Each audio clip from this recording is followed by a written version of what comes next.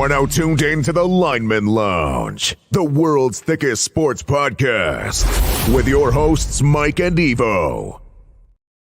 Come on, stand, bitches. This is the Lineman Lounge. I am Mike. That is Evo, and we are back. It is Saturday morning. It is a beautiful Saturday morning. Happy Veterans Day to all of our veterans out there. Evo, happy Veterans Day to you as well, as both of us are veterans. And then also shout out producer Amber. Happy birthday. Today is her birthday as well. So we have a very, very big, busy, important day. You're going to travel later on today. That's why the show is going on so early this morning.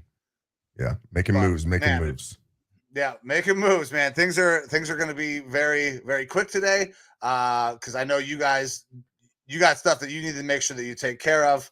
Joe Rockstar in here already. Shout out, Joe. But brother, I know it has been a very, very long week. How is the week going for you? Are you excited to get on a plane in the few hours and travel across the country? I assume the answer is no. Yeah, I mean, I get to be in the same state as you. Probably not going to see each other, but yeah, it fucking sucks. Who likes flying constantly? It's been pretty regular for me. So, right, and you know, of course, getting to go through. I think we're going through DFW today. Like DFW's a shit airport. Yeah. And we're going from relatively decent weather here in Arizona, where, you know, we're seeing still in the 60s, 70s, you know, in the middle of the day, to your neck of the woods, where it seems like it's going to be a little bit warmer this week, where we're going to be. It has actually been fairly warm out here, which has been kind of nice. Normally it is not this warm this time of year. Yeah, I mean, I know being in Minnesota and stuff, everyone thinks it's the frozen tundra, but when I was there, it wasn't like insane. It was just like by Halloween you normally had snow. So whatever. You know, getting ready for that flight today. I'm bushed because I'm trying to pack in everything I want to do for the next week into a bag and pack in everything that I want to do for the next week, socially otherwise, into the past 24 hours. So I've been playing shitloads of games because the new Call of Duty's out, and I haven't seen Kyler on there yet, but I'm not exactly sure what his gamer tag is. We will make sure that we talk about Kyler and Call of Duty coming out. That may play a factor in today's game in their picks. It very well could. But yeah, I'm ready to go, man. I'm stoked to do the show. And get on with the rest of the day, and maybe have a couple drinks along the way, because I feel like I'm gonna need it. Yeah, completely understandable there. I apologize, everybody. I'm gonna have a cough basically all show. I'm kind of sick. My kids are filthy disease infested monsters, because they all are. So I'm constantly sick, but we have a busy day as well. We're gonna do the show. We're going to go in and do a little day date, me and producer Amber, for her birthday. And then we're going to come home and spend some time with the kids for her birthday tonight. But also, I mean, Veterans Day. So if you're out and about, try to get some food. I don't know. I don't normally participate in the go out and get my free food thing. I have once, and it was at a BJ's, because it's one of my favorite places favorite chain restaurants to eat.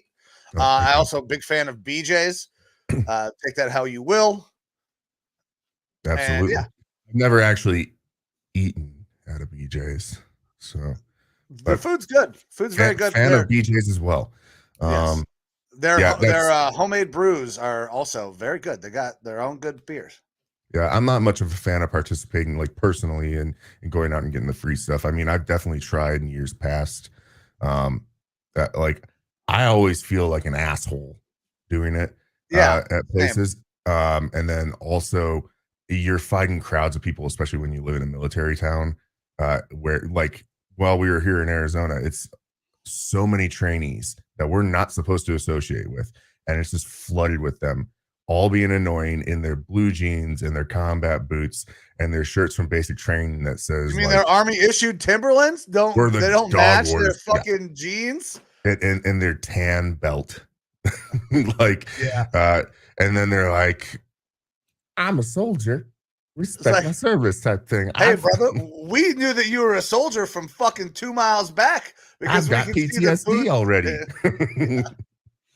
Yeah, Oh it's like man, if I can avoid it, I will. But that's our inside veteran humor. Like, thank you for everyone who served and is absolutely. still serving. We'll poke fun of the new guys. We always do. I will never poke fun at an older veteran, just because those guys were a different type of veteran than we were. They did different things, like those old school Vietnam guys, the badasses, the generation in between, good group of dudes. They grew up in a very different army than we grew up in. We were kind of more on the tail end of the harsh, hey motherfucker, we're always ready to go to war type military service.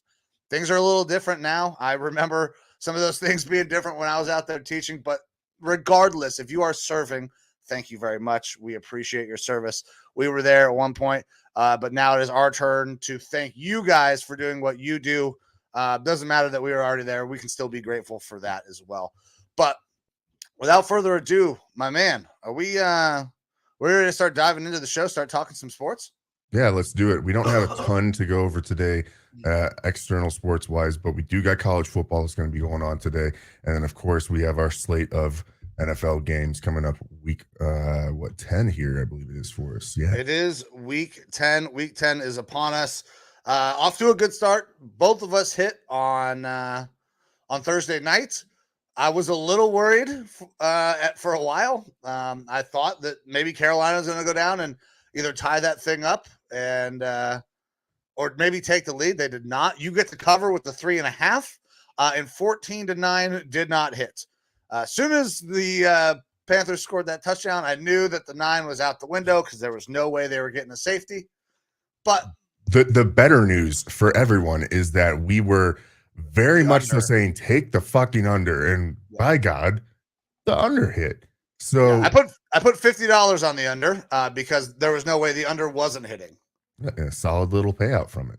So definitely happy if anyone took our advice and took that fucking under, because I mean that was definitely one of the games to do it. And you're probably going to have a bunch of other games this week that are good under hits as well. But that's for our future talk here in a little bit. But right now, college football, we got that going to be happening here before too long today. So let's go hour and 50 minutes before, hour and 50 minutes before games kick off. And there are some big games today. We're going to kind of brush over the noon games because we're going to come back to one very specifically. But there are some massive games going on this afternoon. Florida State, Miami. Miami not ranked, was ranked earlier in the season. And this is a massive, massive rivalry in college football. It's kind of lost a little bit of its luster. Miami has been down for a while. Florida State had some moments where they were back up. But every time I think Florida, Miami State, I'm sorry, Jesus Christ. Miami, Florida State, not Florida, Miami State. I always think of wide right, missed kicks. These games are always fucking close. I expect this to be another close game. Playoff implications there as well. And possible Heisman implications. Jordan Travis, I believe is the young man's name from Florida State, has been fantastic this year. Looks to be the front runner right now. Him and Michael Penix, I believe, would probably be your top two candidates for the Heisman if the voting, had to happen today. So interesting to see the way that game turns out. Are you going to watch any of these games? Kind of get your eye on some of these young quarterbacks. I know our draft process, typically we don't dive too much into it until a little later on, but I do love watching some of these kids go up against rivals and stiff competition. I don't care about watching them take on a Utah State, but a rival, that game is important. That game matters. You see how a quarterback can kind of step up and rise to that occasion. Well, in the moment, no, I'm not going to be watching it because after we're done with the show, I'm pretty much going to be on the road, or in the air, I guess. But yes, I have started my draft prospect. I can't think of the word right now. Just like my evaluations. There you Player go. Evaluations. Player evaluations, especially in particular with the quarterback position, because it's such a large group this year. I've started that way earlier. Like last week, I watched the USC Washington game because you're looking at two of the better quarterbacks coming out in this draft. Again, I think it's a lock for us having 5 in the first round this year. and Penix and Caleb Williams are going to be two of those guys. And then you have the Jordan Travis with Florida State here. If he decides to come out, he probably will not be a first-round pick. But It he's an looks like early day interesting. 2. Yeah, Maybe he could be later maybe than a that. late day 2. Yeah. Yeah, he's an interesting dual threat quarterback. He doesn't have the complete size that you're looking for at an NFL level, but he's an interesting guy. And definitely when you're talking about Heisman candidates and stuff like that, they're showing talent on the field. But we do have a lot of other really good games going on. Utah, Washington going on out in Seattle. That's another one we're going to get to see Michael Penix. It's 5 versus 18 going on. Anything that Penix can get on film to show that he is worthy of a first-round pick. He's really in the conversation for the third quarterback in this draft right now. He's kind of flip-flopping between him, Bo Nix, and J.J. McCarthy, depending on what type of quarterback, what type of system you have running. So another good game to watch there. Yeah, absolutely. And then we also have our big game for the day.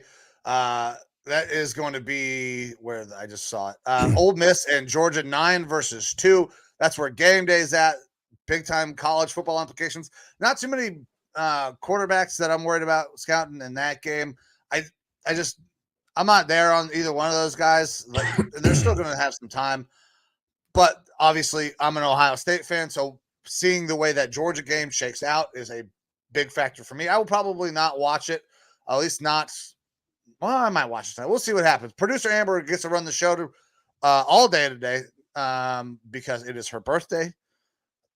So we'll see how much of that I get to watch. But there was another game that I kind of skipped over that we need to talk about.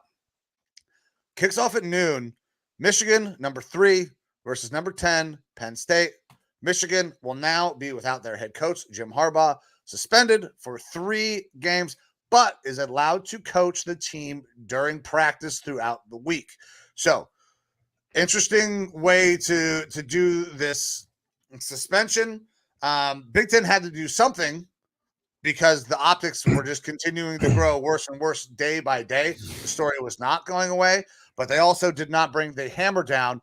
And it's kind of, this seems very much like a slap on the wrist. So where are you at with this penalty, with all of the things that have come out? Yeah. My lovely wife has brought me bacon for breakfast. So, man, I'm just living the fucking dream over here. I tell you what. Yeah. Thanks for not bringing me any bacon, Amber, but happy birthday.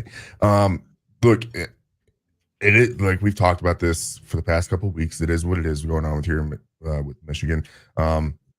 There's implications that other teams are involved now as well, doing the same thing. You're actually having I can't remember the analyst now, who basically came out and said sign stealing happens in the NFL. It happens at the collegiate level. It's happened for years and years and years. Get over it. And like we were kind of saying, like if one team's doing it, there probably is a issue spread out all over the NCAA and NFL and stuff like that. It's just kind of like an unwritten thing, like, hey, it happens. This was probably more egregious with this guy being like on other teams' sidelines and things like that in practice. But it's it kind of is what it is. It's interesting to see all of the support coming out for Harbaugh, because you would have to assume that Harbaugh has his fingers on it. But then again, I guess you don't know. What's this? Stallions has come out and said like the team didn't know that Harbaugh didn't know and stuff like that. I'm interested more so to see what the following litigation is going to be, because I feel like that's going to happen. And is this going to be the last straw for Harbaugh, where he's going to be like, I'm tired of getting dicked around here in college. I'm going to come back, make the jump to the NFL. Because there's definitely teams this year that are probably going to be looking for new head coaches that would be interested in bringing him in, and that he might be interested in as well. We already have the Raiders, which would be an interesting situation for him. The Bears situation with Matt Eberflus, who knows what's going to happen there? They're going to have such a high draft pick. Maybe that makes Caleb Williams say, hey, I would play for the Bears. Who knows? It's interesting to see what's going to happen here, but allowing him to coach, I think this is a decent little offset. I mean, Michigan already played several games without him this year. Now they're getting to do it at the tail end. Now it's only affecting their last 3 regular season games, correct? And then when it comes to playoff time, he gets to be back in there. Yeah, they only have, I believe, 3 regular season games left. So it's going to be Penn State. I don't know who they have in the middle, and then Ohio State. So big games, obviously, for Michigan to not have their head coach. Rutgers. But after that, like they should be able to, assuming that they make it through all of these games, they can go on and he can coach in the playoffs. What if they make it to the Big Ten championship game? They'll have to, obviously knock off Ohio State to do that. But he would be allowed to coach there as well. No, so that's the way it all plays out right now. I guess the question would be, obviously having a head coach and a general out there is a good thing for you, but is he calling offensive plays or anything like that? So like you're going to have, this isn't that bad of a situation for Michigan, even though I think they've already played games without him. They already have that system figured out. It's already in place. He's going to coach you out all the week. He's going to be able to practice. He's going to hit on all the things that they need to cover. He's going to make sure the team is run to the way he wants his team run. And then on game day, all his coaches have to do is echo the things that he has coached throughout the week, that he's talked about throughout the week. And one guy just has to be in charge of game management. There'll probably be an offensive coordinator who is the guy who is charged with being the head coach, making sure you're calling timeouts when you're supposed to, understanding game management. Yeah. So punishment is very lenient. If anything, this might be a bad thing for the rest of the Big Ten and college football as a whole, because you're taking what they were using as a chip on their shoulder and putting it right back there and pissing off the team and the fan base. Like, even though I almost feel like it's a little bit of like false motivation that they're going to be using here, because it's not that big of a punishment in the grand scheme of things, but they're going to be able to say they came after us, they came after our head coach, let's fucking show them. Type thing. And JJ McCarthy has already come out and made some statements. I mean, single word tweets, bet. Yeah. Tom Brady following him, bet. Like, you've got Michigan and Michigan alums coming out in support right now. For the Dave Portnoy has been on it for fucking weeks. He has been, going ham. He loves everything about Connor Stallions. I respect the hustle, I guess. But look, got caught. Yeah. So like I said, it is what it is. I expect them to make it through this game. Michigan is a good team, regardless of how much I hate them. They're very good at playing football.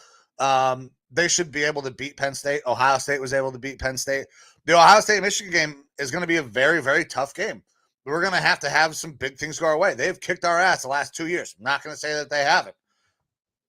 If this is their only punishment, where Jim Harbaugh is allowed to coach on the sideline or allowed to coach during the week and just can't be on the sidelines, that doesn't make a big fucking difference, in my opinion. So I'll be interested to see the way that Michigan handles this and just how much. I would imagine if they are able to, they're going to just absolutely bury every team that they can. While Jim Harbaugh is not on the sideline, they will run up the score. It will not matter. We don't need him. We don't need your fucking signs. We are good enough to beat the shit out of you anytime we want.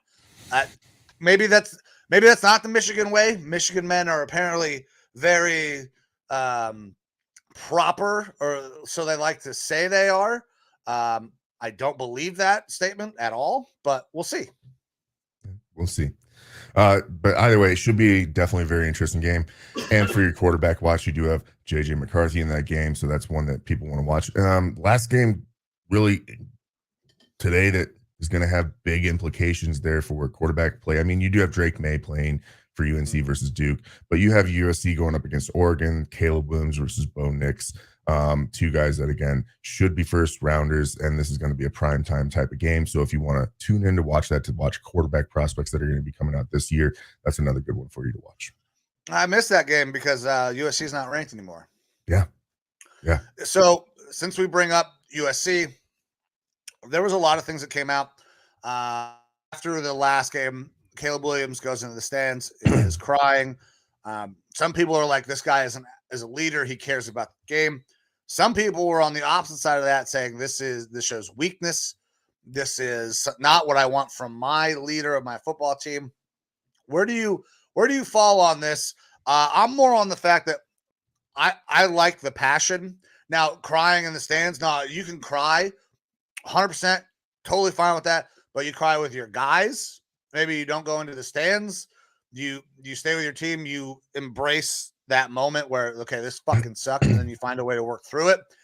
I got no problem with the crying, just maybe not going up into the stands and away from the situation. I don't love that aspect. Where are you at?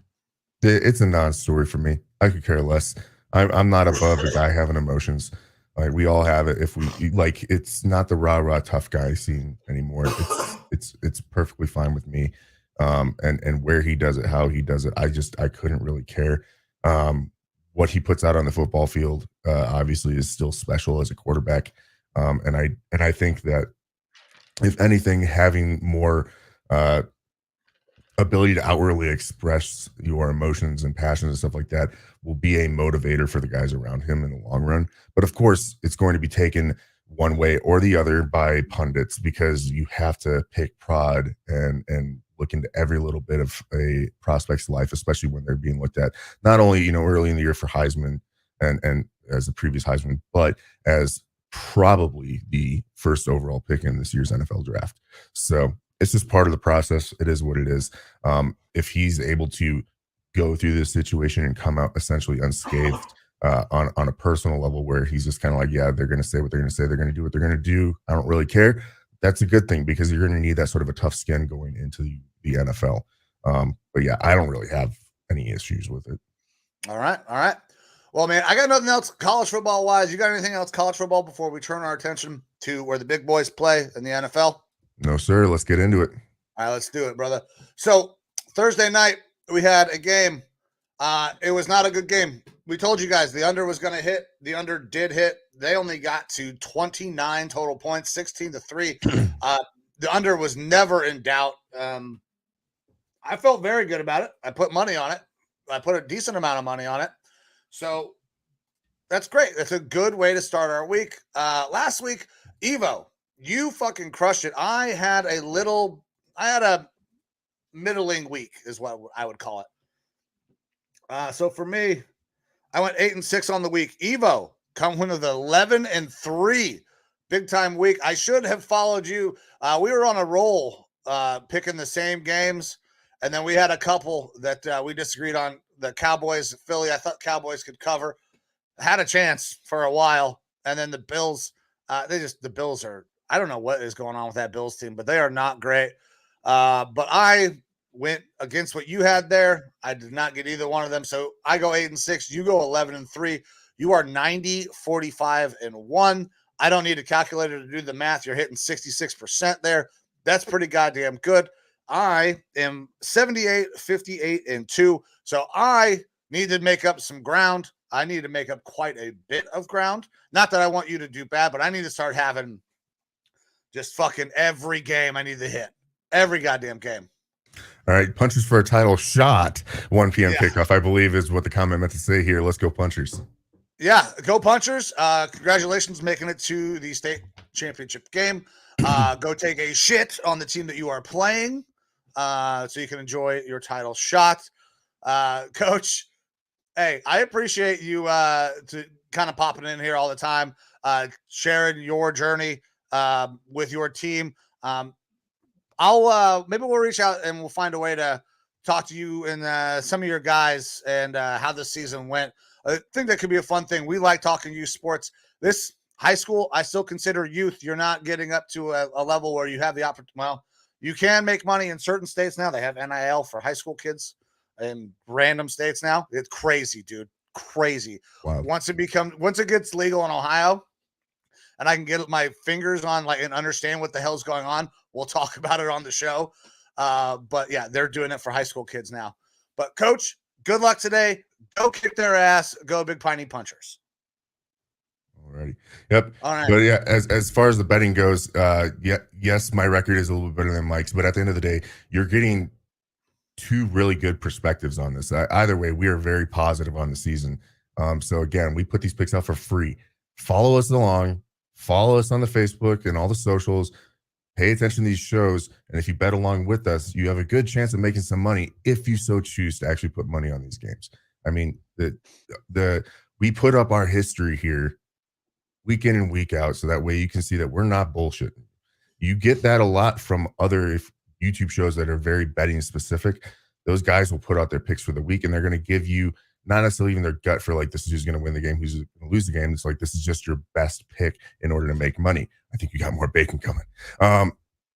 But they will tell you that stuff. Now, baby. Oh, damn. They won't tell you what their one of these is for you, by the way. Oh, okay. Well, I hope it tastes great. But yeah, they're not going to tell you what their actual betting record is or what their actual record on the season is. We're here to be as open, honest, and straightforward about it as possible. We live and die by our picks because we got to show it. It's kind of our hook right now. Like, that's what I think is what drives people to continue to watch the show. Like, we're fun. We have a great time. The show is entertaining. But during football season, 2 years in a row, we have kept track. We have shown you every single pick that we have made. We don't bet opposite of the picks that we make. I refuse to do that because it is fucking wildly dishonest. Now, we only do these picks. Like, if we tell you to bet the under, more than likely one of us will bet the under. I don't bet opposite of what I say on this show ever because I want you guys to win along with us. That's what makes this show so much fun, in my opinion. That's what keeps bringing people back, hopefully, is the fact that we are hitting at, you are at a 66%. I'm at like a 58.9% or some shit like that. A little bit higher now with this last game. Yeah, a little bit higher now. Let's keep rolling. Let's get this fucking thing going. Let's keep hopefully making people money. Alrighty. So with that, are you ready to start off with our first game of the week? Fuck yeah. I mean, I'm not because this game sucks, but yes, I'm ready. This is a rough week, especially for prime time, or I guess your more notable games that are going to be seen all over the country. Our first game, though, is out in Frankfurt. It's the last European game of the year. We have the Colts and Patriots in a barn burner taking place in Frankfurt. The line is currently Indianapolis -2, over under of 43.5. The Colts were absolutely dominated last week. If you listened to our Thursday night show, we talked about the Colts going up against the Panthers, and the Panthers absolutely dominated the Colts. But the Panthers still lost, and the Colts won. And you got to see Jim Irsay doing some pretty silly dances out there. All right. It required 2 pick sixes from Bryce Young at the end of the game by the Colts in order to put them ahead. And that's not going to happen every week. The Colts don't have that style of defense. They're not going to be going up against a rookie quarterback who barely gets over 5'10" in the backfield, making these sorts of errors every week. So keep that in mind. If you watch the Thursday night game, you got to see the type of quality play that is being put out on the field by the Carolina. And that Carolina team took it to Indy. We do have Mac Jones. He's 4-15 against the spread as a dog. So not looking good there for the Pats. New England is also 2-7 against the spread this year overall. Not too great. And there's a lot of rumblings about, hey, is Bill Belichick going to get fired if they lose this game? I don't think he will get fired. I don't think that's Kraft's mid-season firing of Bill Belichick is never going to happen. I don't care if they lose every fucking game. He will get through the season. Yeah, it's kind of silly, in my opinion, to think that that's going to happen. Is this his last year with the Patriots? It very well could be. Probably. That's a real conversation. But how much implication is it going to actually have on this game? I'm not so sure, because Bill Belichick just seems to kind of brush off everything that's talked about in the media, doesn't really give a shit, and that's probably a good thing. But either way, we have 2 teams, both of them not very good. You've got a terribly anemic Patriots offense with Mac Jones looking like he wants to be Zach Wilson a lot of times. The one thing you really got going for you out there is Ramondre Stevenson, and even then, like, that is an uphill battle. It's not like Adrian Peterson on the Vikings where he can just carry the entire offense. It is just a very struggling offense. And on the flip side, you have the Colts, who have a running back tandem now that's looking pretty good. Gardner Minshew, who is going to make you a lot of mistakes, but he also can manage a game and has some mobility to him.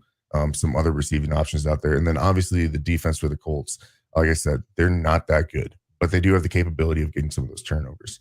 for me in this game, I do like the Colts. I don't know if I want to take -2 just because A, it is a Europe game. B, these are both bad teams, and I'm not feeling like dropping a whole lot of points. So for me personally, I'm going to be taking the Colts on the money line on this one. Patriots just not a very good team this year. Colts not very good either, but they're a little bit better in my opinion. I absolutely agree, man. I'm just putting it down here. So I'm going Colts money line as well. You talked about the Patriots. Patriots are really fucking bad. But the Colts also 2-8 this year. Or I'm sorry, not this year. 2-8 against the spread in their last 10 as a favorite. And here's another nice bet. That Thursday night game, unders. This game, bet the unders. The under is even better in this game. 43.5 right now is I believe your current over under. That's what I'm seeing on FanDuel. The under is 4-0 on all of the 9:30 games played this season. Yep. So you're getting two bad offenses.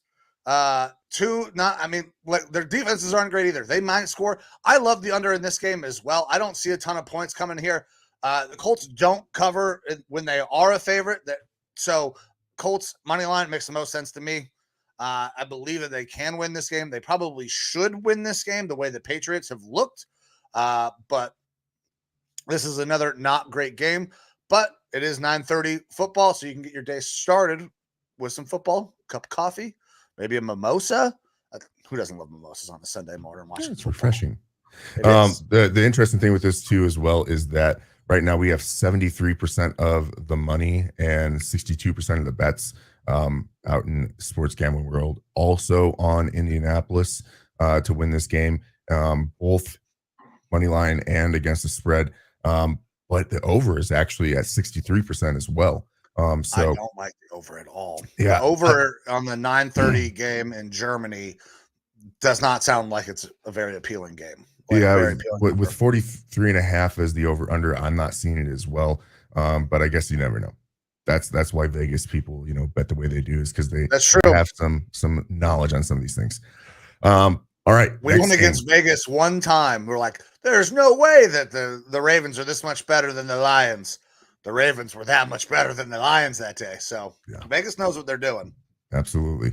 All right, our next game, 11 a.m. here in Arizona, but our first start off for our kind of noon slate of games. We have the Texans and the Bengals out in Cincinnati. The line is Cincinnati -6.5, over under of 46.5.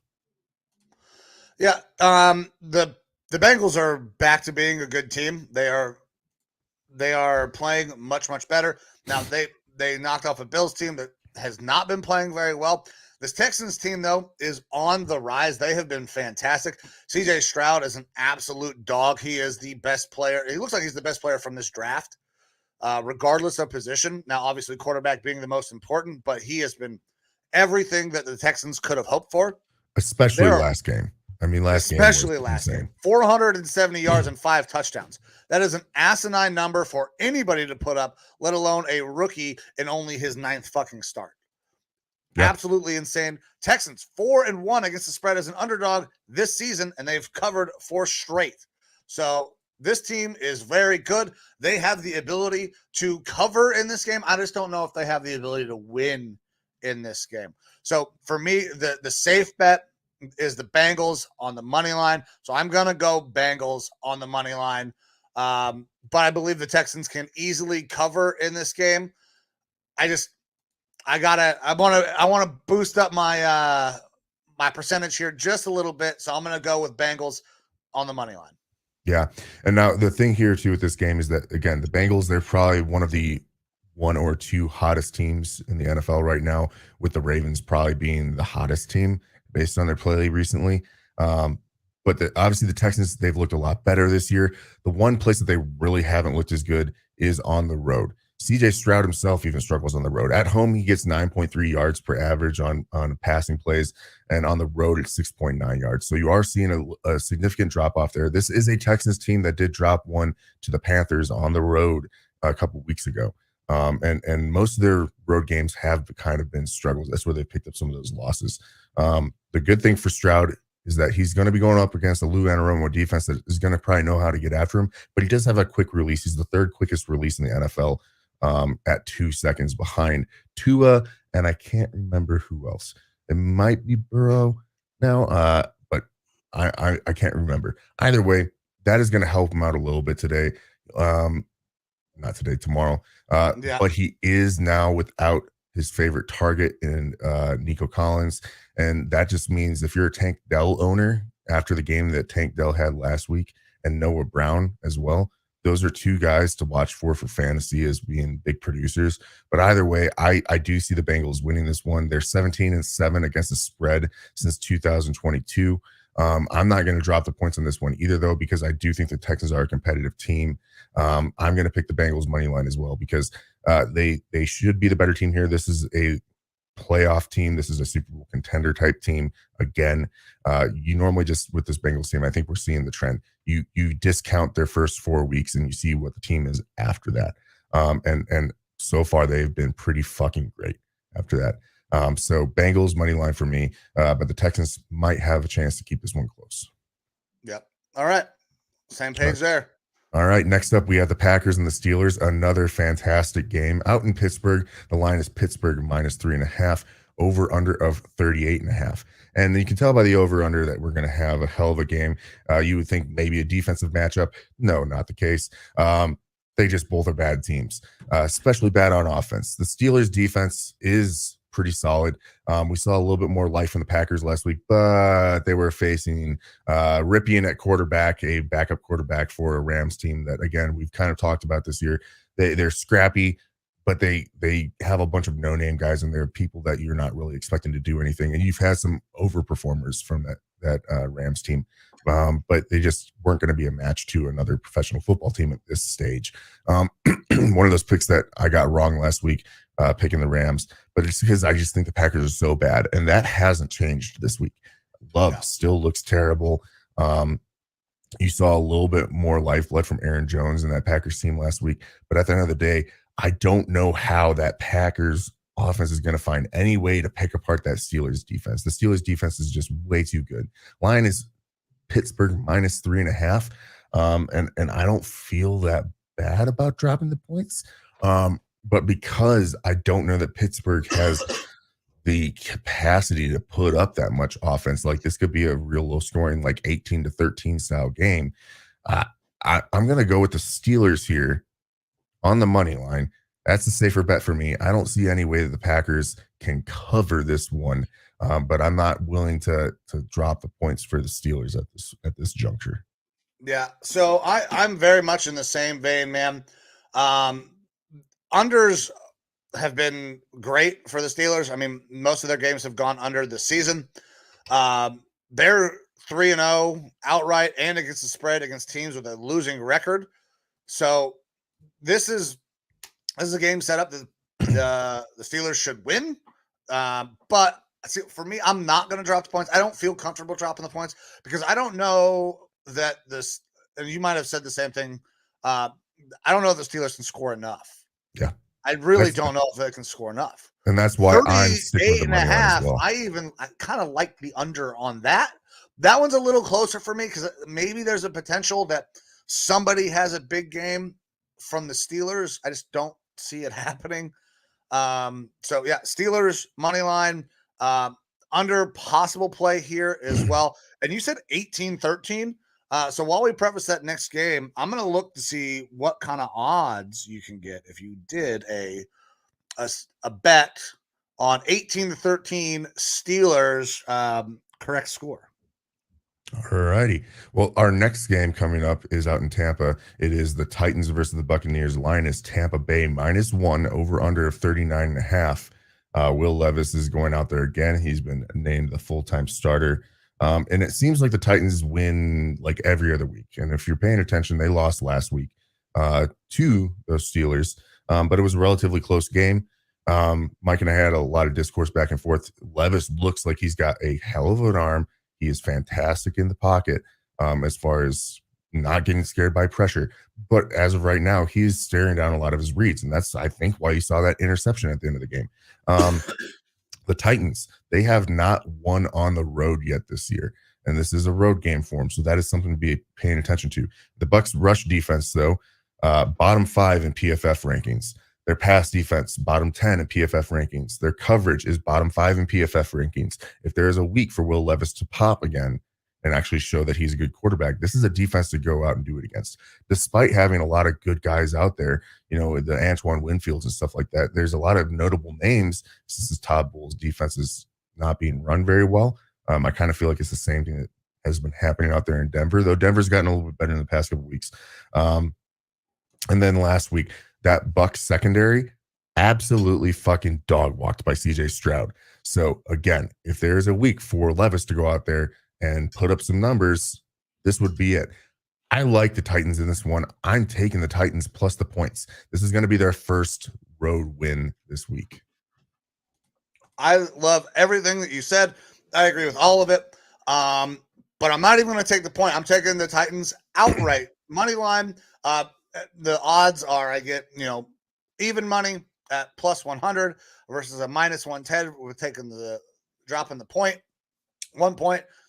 Not worried about it. Inconsequential. I don't believe the Bucs are going to win this game. Baker has been really, really fucking bad at home, like abysmally bad. 0-3 in their last home game, in their last 3 home games. So Titans money line for me. I believe they win this game, and we'll see Will Levis start to kind of take a step forward because that Bucs defense, like you said, is dog shit. Yeah. All right, next up for Joe Rockstar here, we got the 49ers and the Jaguars. This should actually potentially be a fun one here out in Jacksonville. The line is San Francisco -3 coming off of a bye week, over under 44.5. Debo back at practice. I believe he's planning on playing. I believe they're also going to have Trent Williams as well. Those are 2 big boosts to that offense. Hopefully the time off as well is helping Brock Purdy work out all the kinks because he's had a bad couple weeks. The past 3 weeks, they've lost 3 in a row now. Also, he's coming off those concussions against Minnesota. Like that, hopefully, will kind of be figured out for him as well. Have his head on straight. The Jags, they're 6-2 against the spread and straight up, and they're 2-1 as an underdog since 2023 or in 2023. Excuse me. So they're coming in as underdogs, home underdogs in this game versus a 49ers team that has really been reeling lately.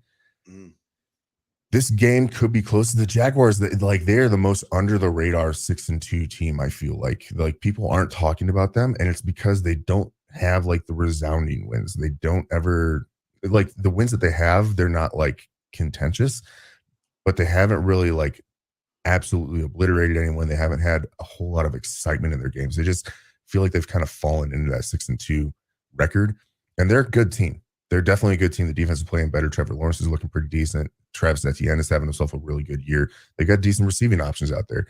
Like this is a good Jaguars team. But they're unspectacular getting to 6-2. Real under the radar. And on the other hand, the 49ers team, yes, they've lost 3 in a row, but they're coming off of this bye. We know that they are a very good team. They've added more firepower to that defense with Chase Young being there now. That makes them even more scary.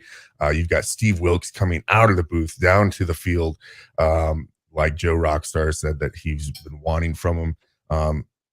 I feel like this is a get-right game for the 49ers. It is not going to be some sort of a blowout, but I feel like Shanahan's going to have that chip on his shoulder and be like, what the fuck have we been doing the past 3 weeks? Like, this is embarrassing, guys. And get things on track. Like I said, Debo being back there adds a whole nother dynamic and dimension to that offense. I like San Francisco here. I'm not going to drop the points because we don't have that recency bias of being able to say that they're still a good team right now. Like we know they're a good team, but they're not performing like it. So for me, I'm going to be taking the 49ers on the money line in this one. The Jaguars +3. That's not a terrible play though, if you're looking to try to take some points here. Yeah. So the Jags are, like you said, a very sneaky team. They're very good. They're fucking 4-1. Outright and against the spread when they're the underdog at home under Doug Peterson. Niners are, I know they're coming off a bye. You'd think that would matter, but they're only 2-4 against the spread under Kyle Shanahan after a bye week. So they don't necessarily come out of the bye week and bury people and throttle people. They've had some not great games as of recently. Now getting Debo back, getting Trent Williams back, that makes a huge difference. They're going to be good enough to win this game, I think. It's going to be close, though. This could be a 1-point game, maybe 2-point game.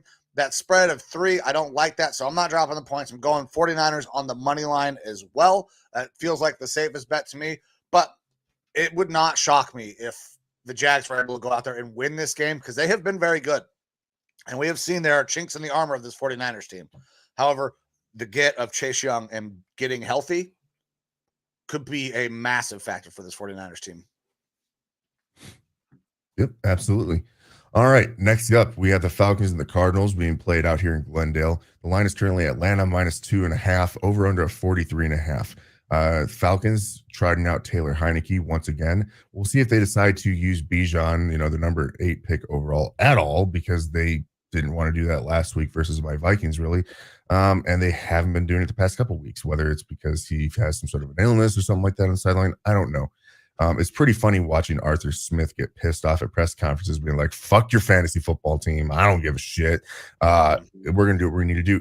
I believe the quote that people are really getting him on this week is that Bijan does a lot of great things for us off the ball. That's exactly what you want, an off-ball running back. Like the guy whose main job is to have the ball in his hands. Yeah. Like, people are kind of taking him to task for that. Also, Taylor Heineke.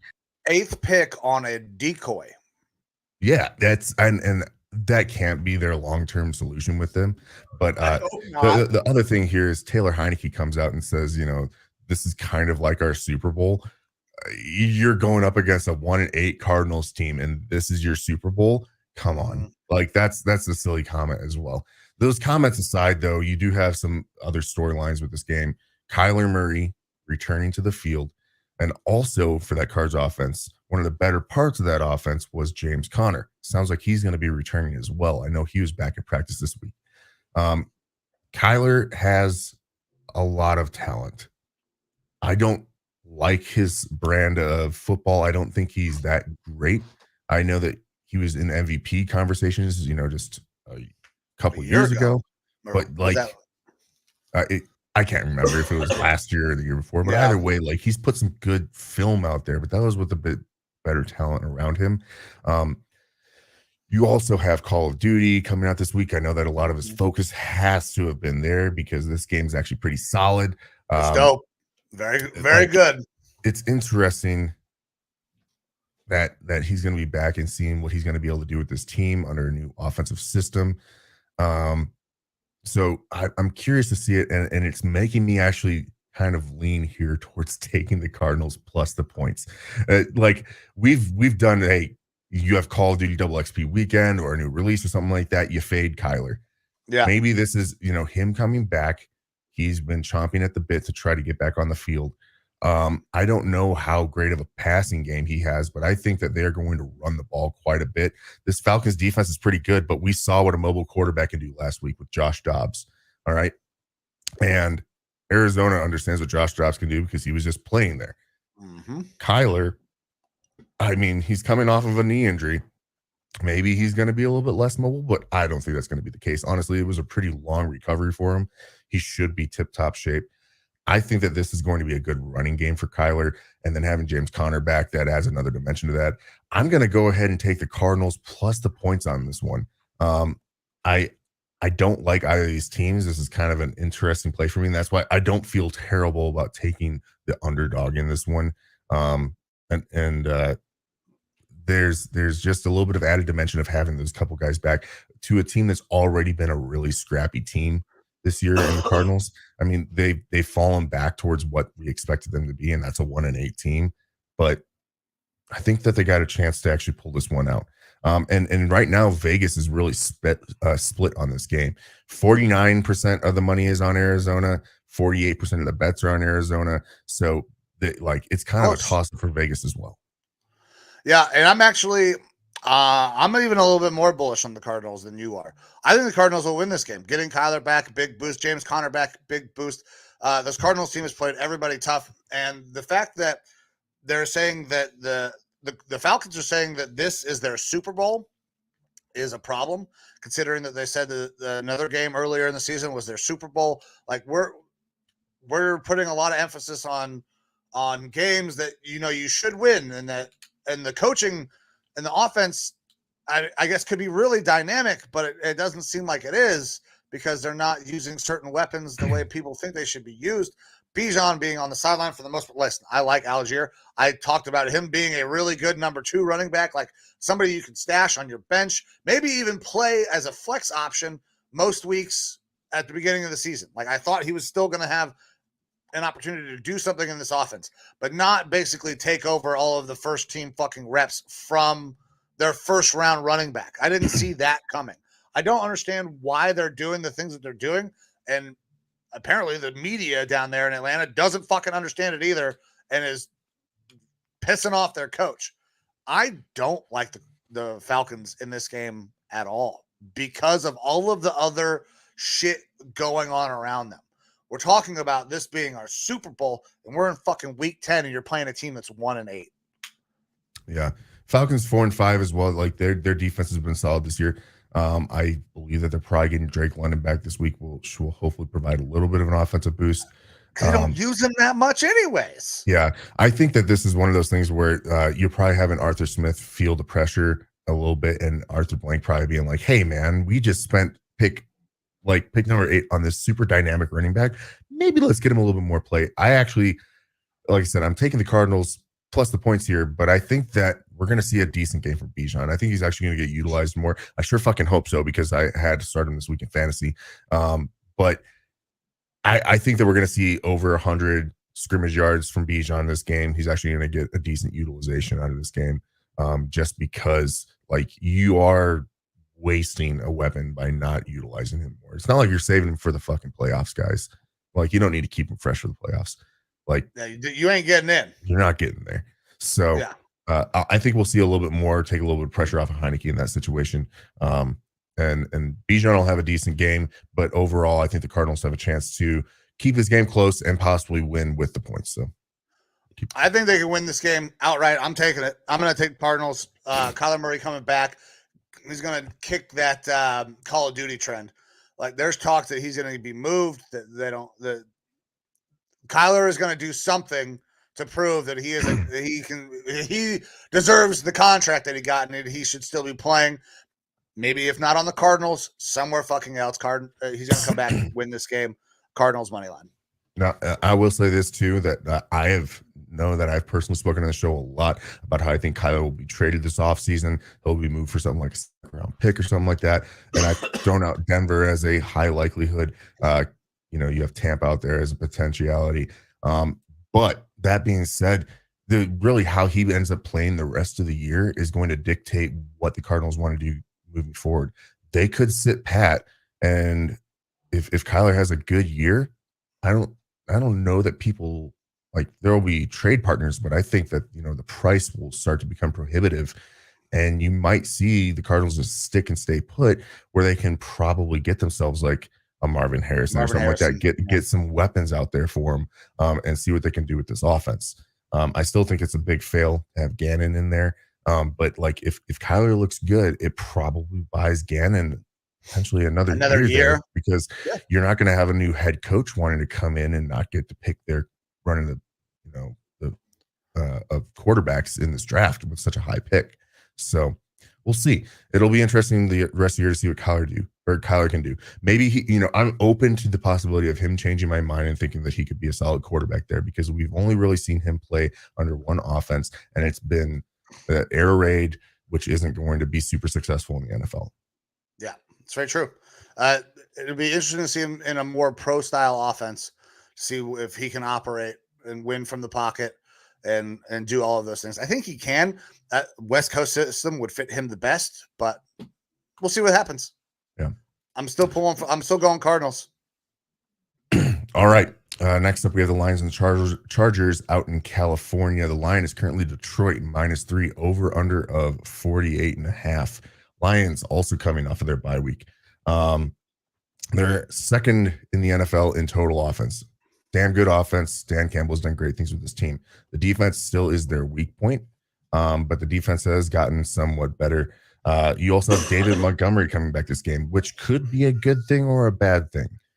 We've gotten to see a lot more Jahmyr Gibbs lately. Jahmyr Gibbs has looked pretty damn good, being able to be the solo back on that offense. But the efficiency with David Montgomery back there as a team has been very good. Montgomery was having himself a hell of a year, and he was getting utilized quite a bit. He was stealing a lot of those carries from Jahmyr Gibbs. So if you're a Jahmyr Gibbs owner, this could start to cut into that quite a bit if they put Montgomery back in his original role, which especially in the red zone. Yes, yeah, you could be seeing a lot of touchdowns being taken away. So an interesting game. Look, the Chargers, they were able to go out last week and get a win.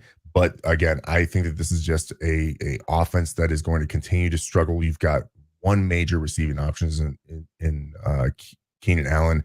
And I think Detroit is going to be all over him. Quentin Johnson, their first round pick, you can essentially put a safety out there on him and not have to worry about him catching a ball. You do have Austin Eckler back. That is the other big offensive weapon that the Chargers have here. But I believe Joshua Palmer also down. They don't have a whole lot out there to throw the ball to. So for me, the Chargers, I like them as a team, but man, oft injured and bad systems and terrible head coach. Detroit -3. That seems like actually a safe bet here. I would be willing to drop the points in this one, and I'm going to go ahead and do it. Lions minus the points in this one. I think that they are at least a touchdown better team.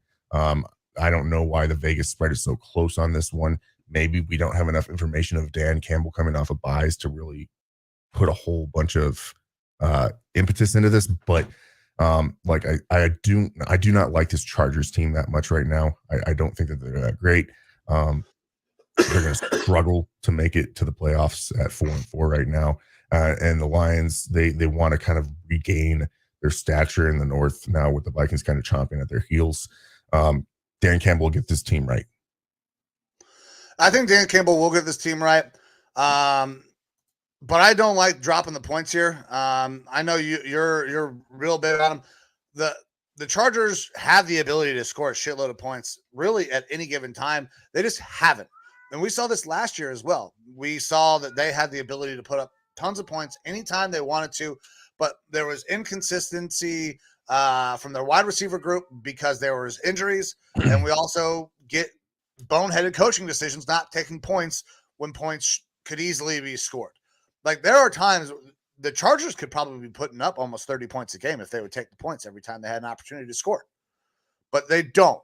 So because the Chargers actually do have the ability to score, they're somewhat healthy. Keenan Allen is still playing like an absolute stud. I mean, the catch that he had the other night, my God, it was beautiful. Austin Eckler being healthy, I think keeps them close in this game. And it'll be interesting to see the way they work David Montgomery back in for the Lions. I think the Lions could slow this game down if they need to because they'll have David Montgomery back. I believe that their defense is capable of slowing down this Chargers team.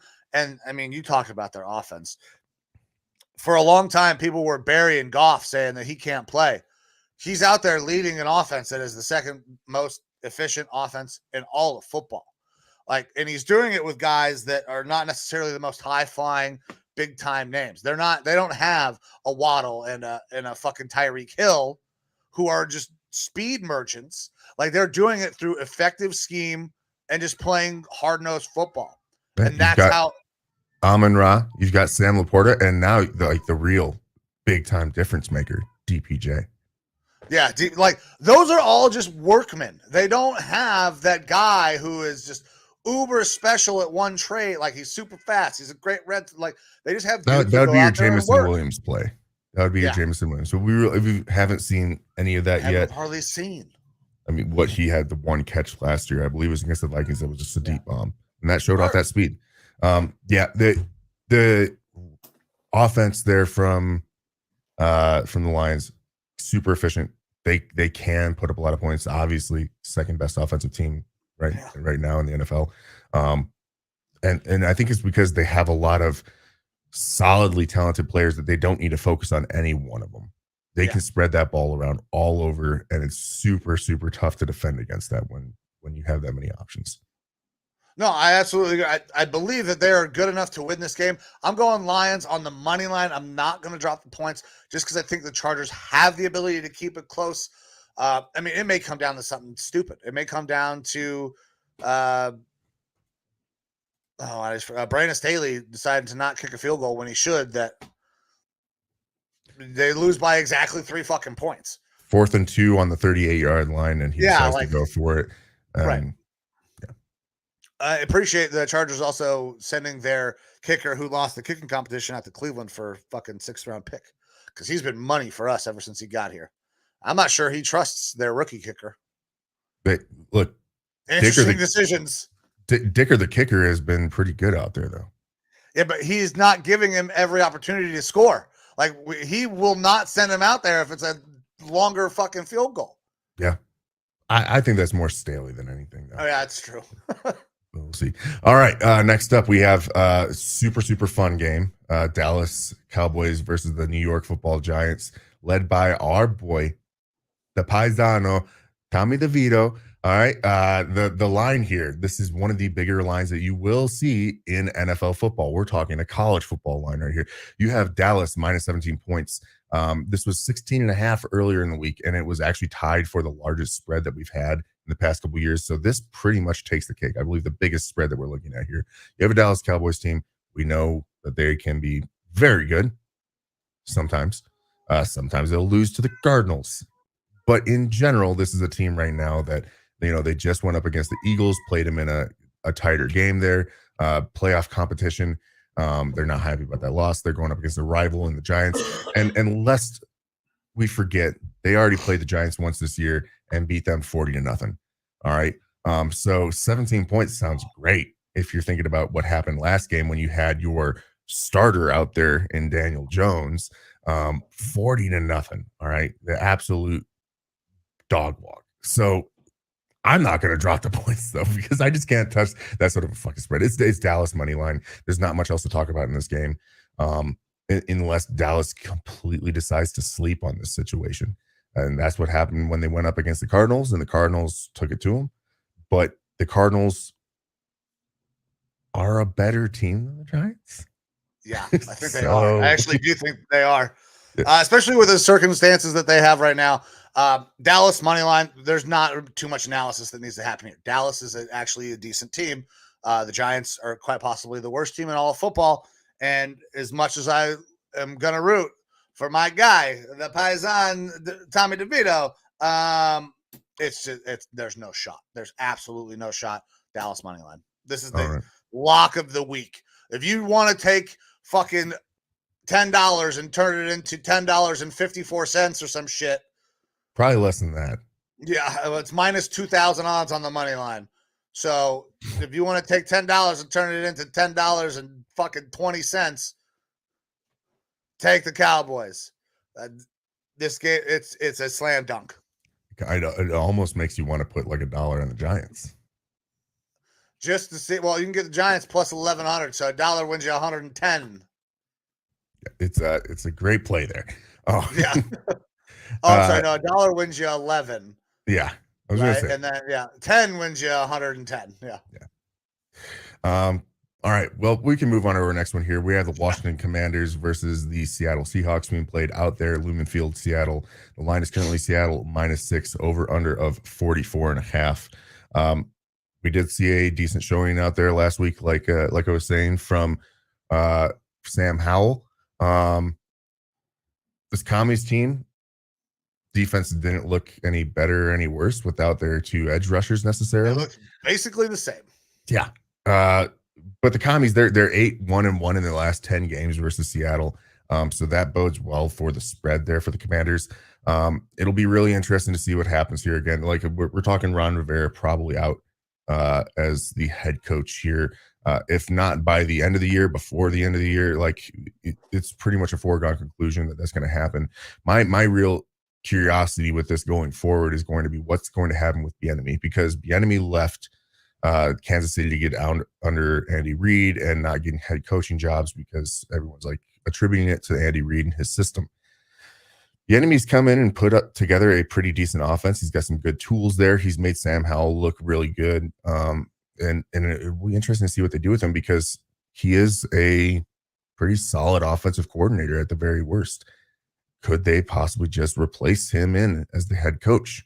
I mean, I'm not completely against it.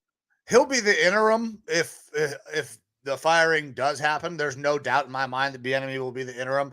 That way they can give him a run and see how everything operates with him as the head coach. I would not be shocked if he became their new head coach.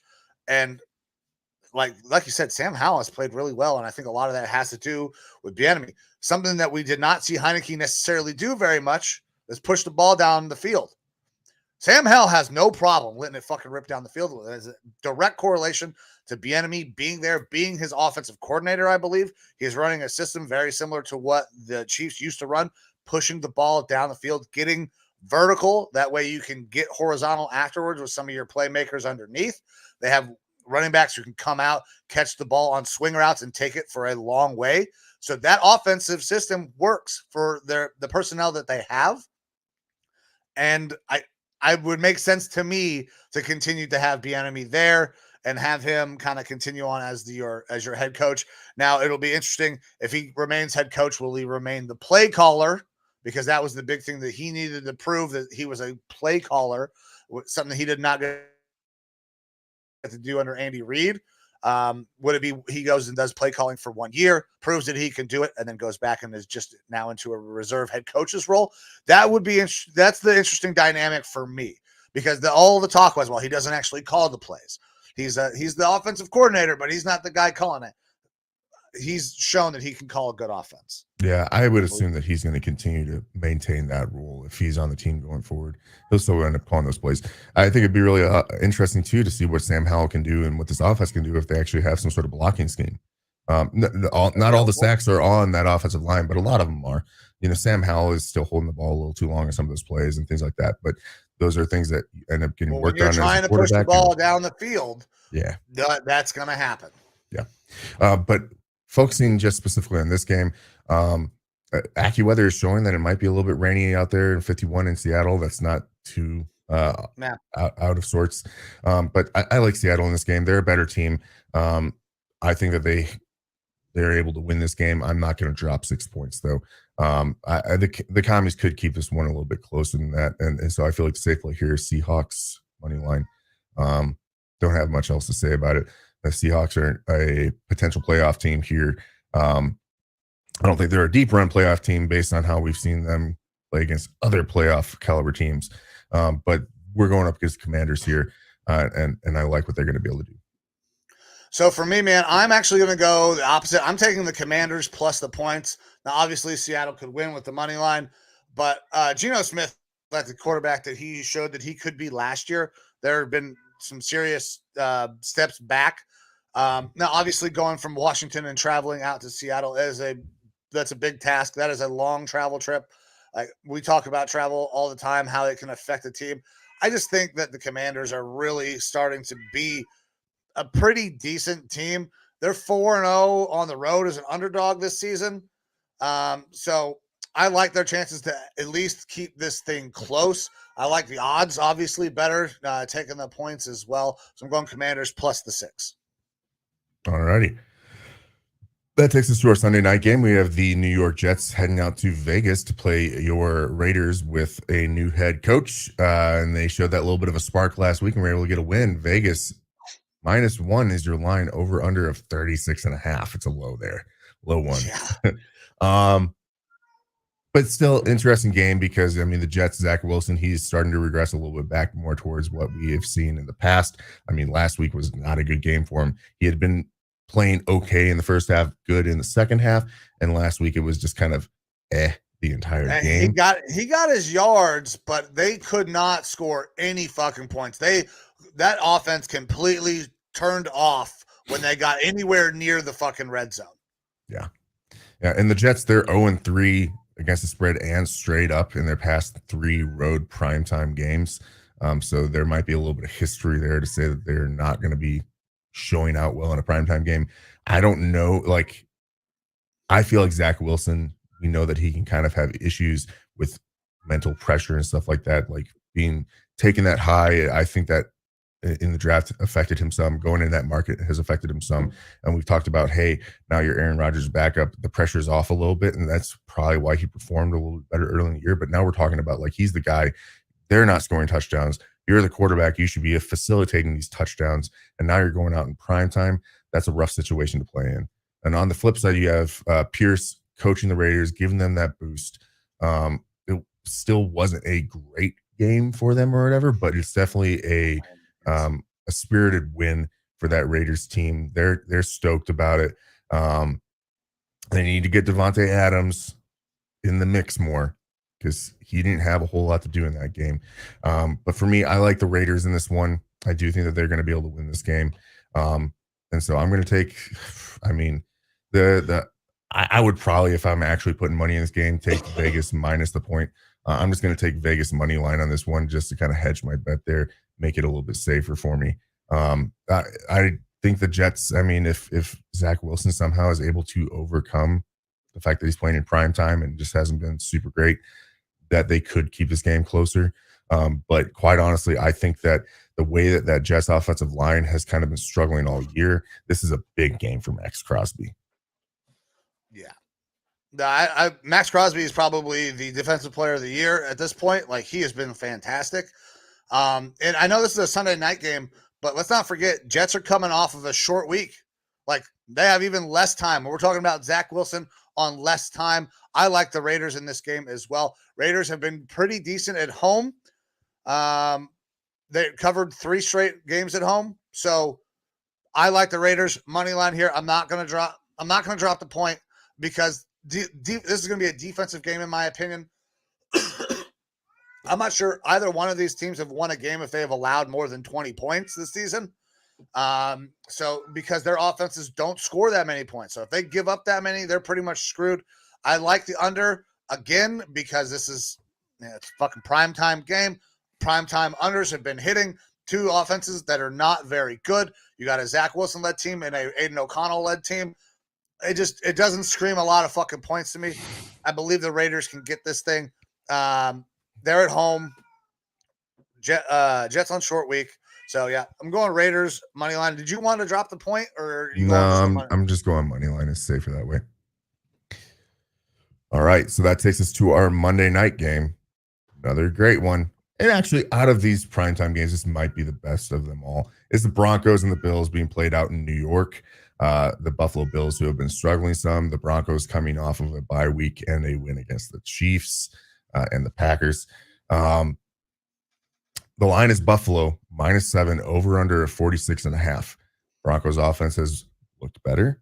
Their defense hasn't looked great, but it has looked a little bit better. The Bills, on the other hand, have just I don't know what to think about this Bills team right now.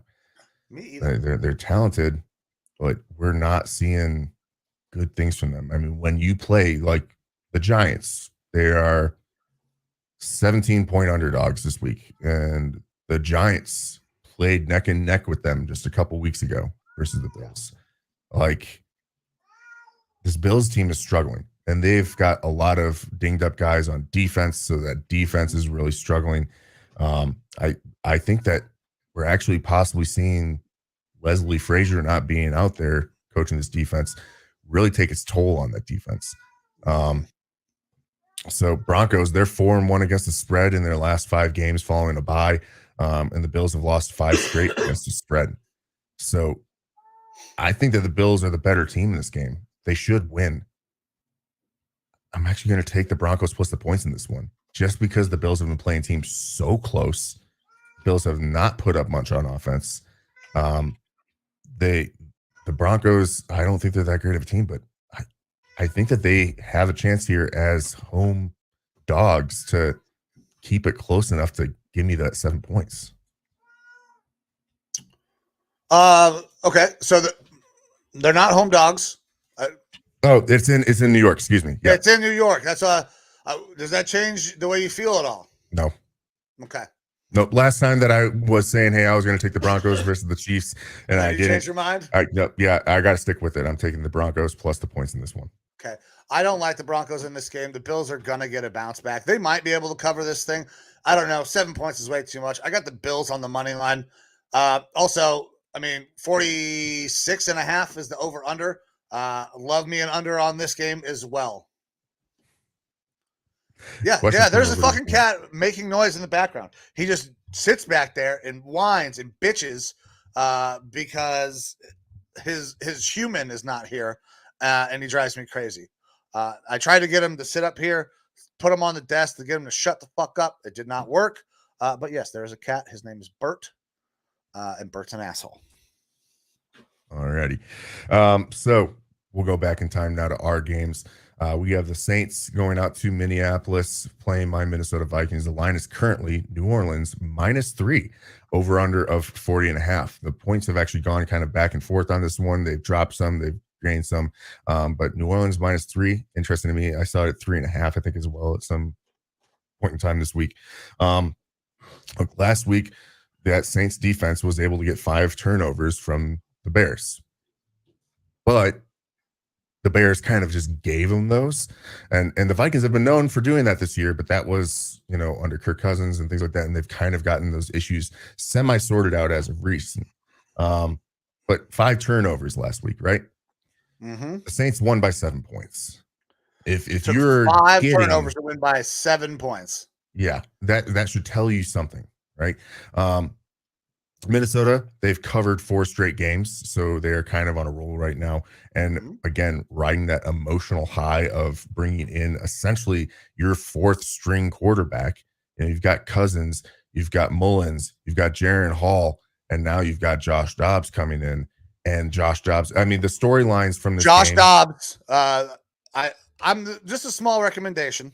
Every time we mention that man's name, his nickname immediately follows after. Josh Dobbs, Alopecia King. King.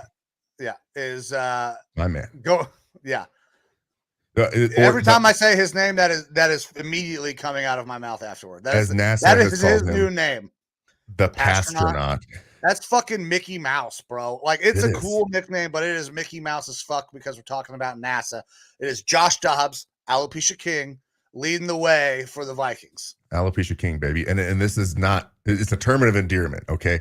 He is basically the best alopecia suffering person out there, easily beating out Jada Pinkett Smith. Looks way better too, and less of a whore. And I love having Josh Dobbs out here.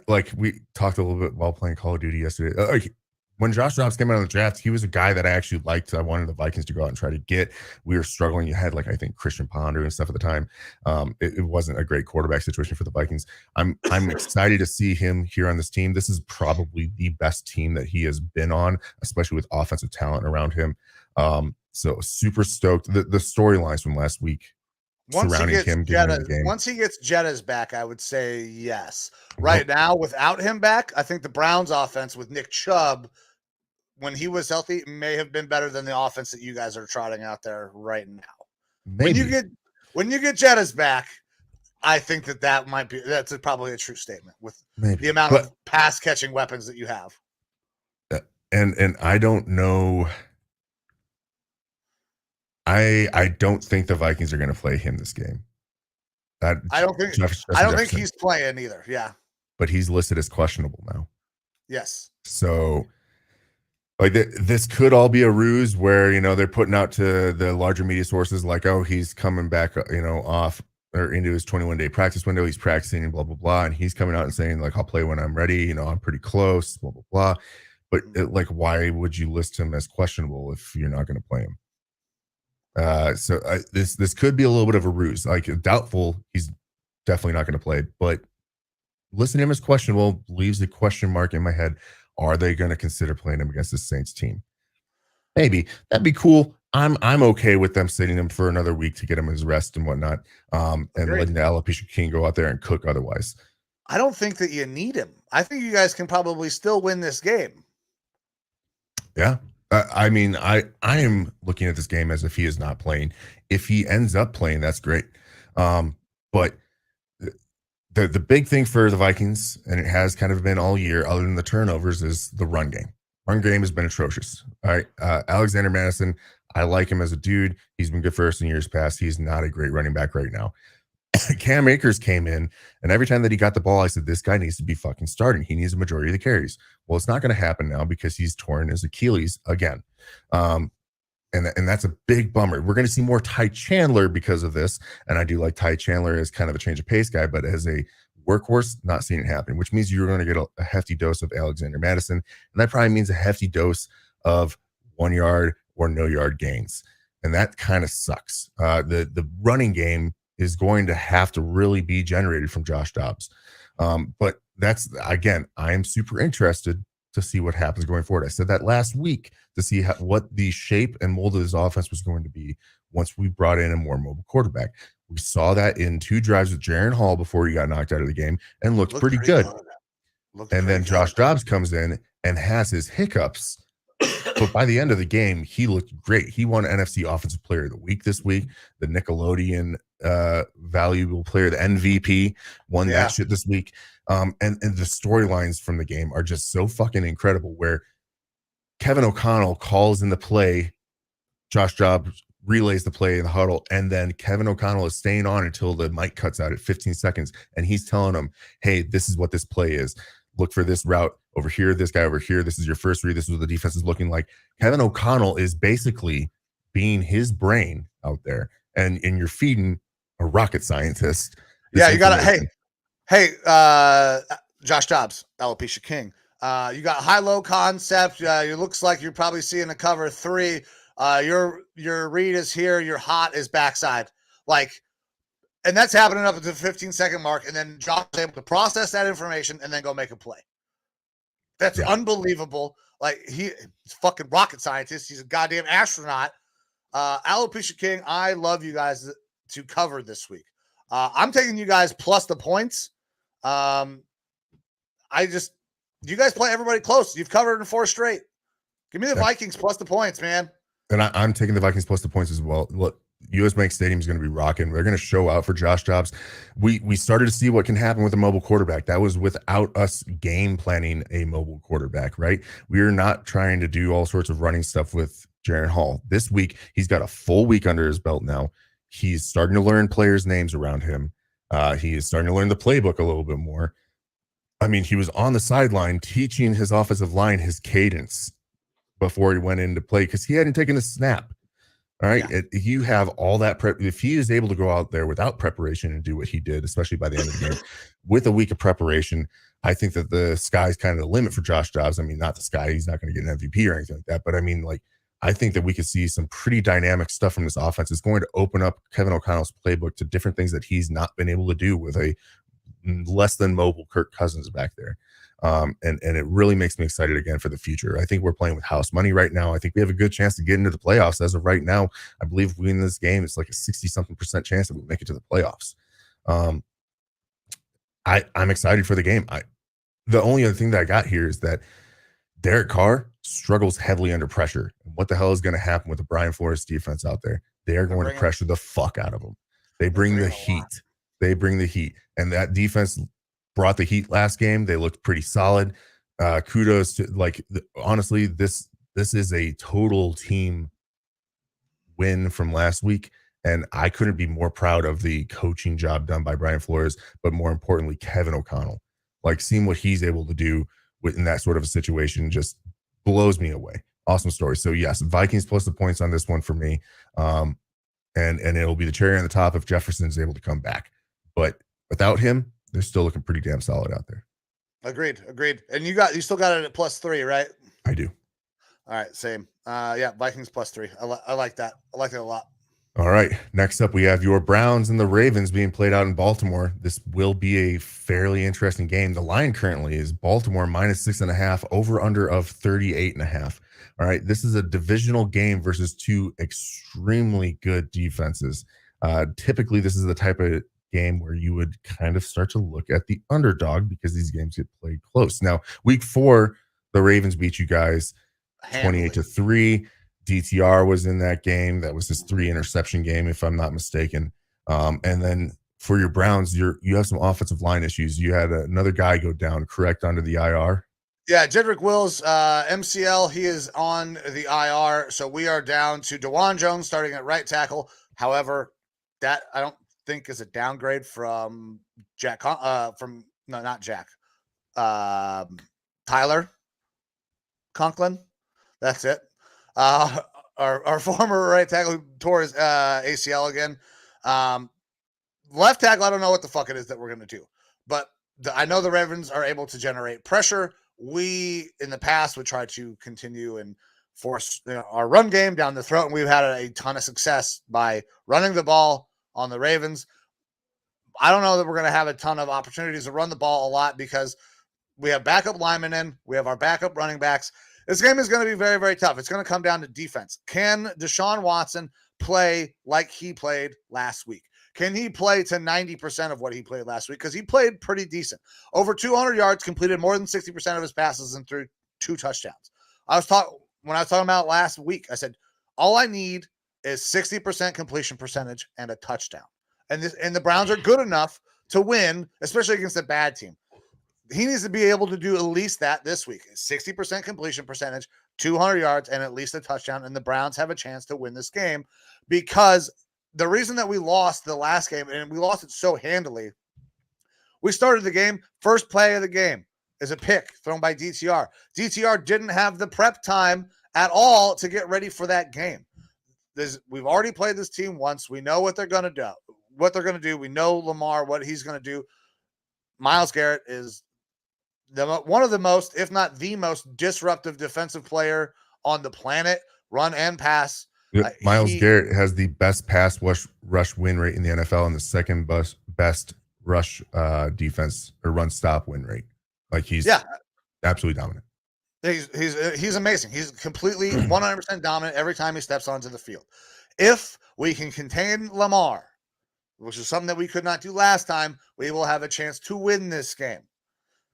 This is going to be a tough one. This is an absolute tough one. The next 2 weeks are vital for the Browns. We've got to win one of the next 2 for sure because we got Ravens this week, Steelers next week. I don't know if we can win this game. I think we can absolutely keep it close, though, and with the spread at 6.5, I like my Browns plus the points for sure with a chance to win this game if Deshaun shows up and plays like he did last week.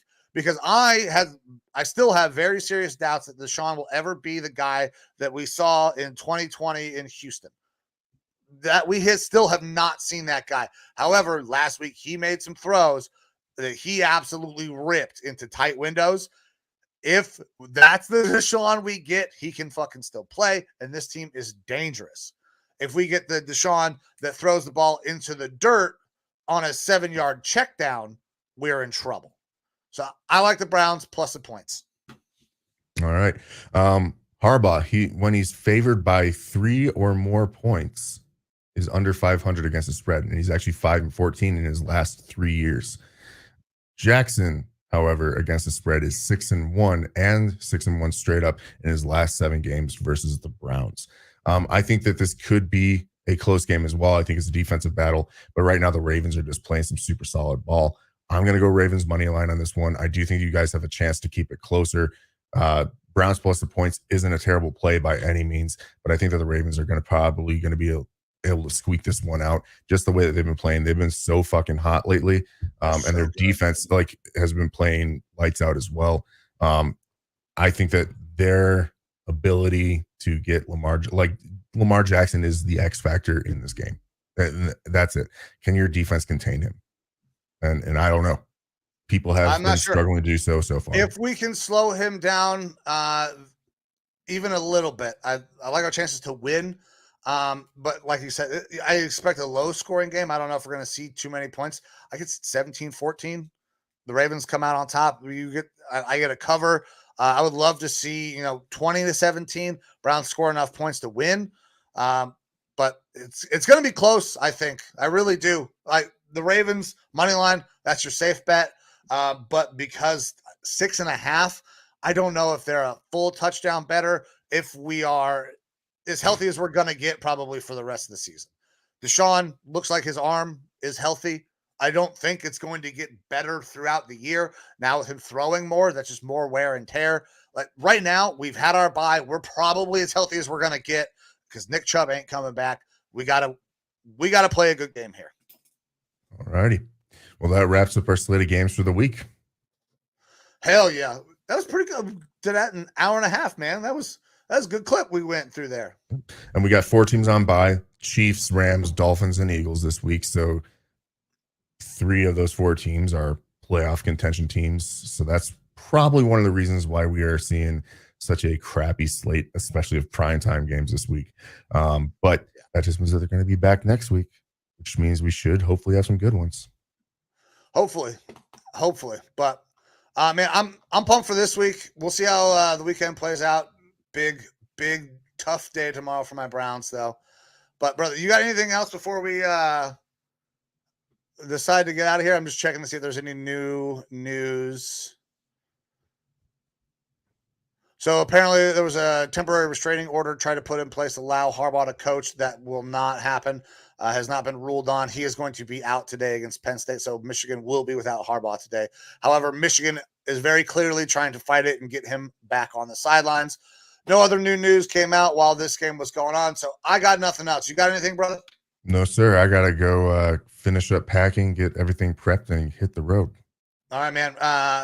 Get your stuff done. Safe travels, and I'll talk to you when I talk to you. But, guys, this is the Lineman Lounge. I'm Mike. That's Evo. We are back every week. We give you tons of football picks. We give you all of our bets. We break down other storylines inside the world of sports. And anytime that you come and spend some time with us, allow us into your home to, enter your ear holes. We appreciate you for that. You can watch our show on YouTube. We also simulcast to Facebook, where we have a group, and our Twitter at Lineman Lounge. If you want to listen to the show, go to any podcast platform and you can find us there. And you can also interact through other social medias, Instagram, TikTok, and all of that other stuff. But we want to get the fuck out of here. Enjoy the rest of our day. Happy Veterans Day. Amber, happy birthday. I'll see you upstairs in just a minute. But guys, thank you. We love you. We appreciate you. We're getting the fuck out of here. See you.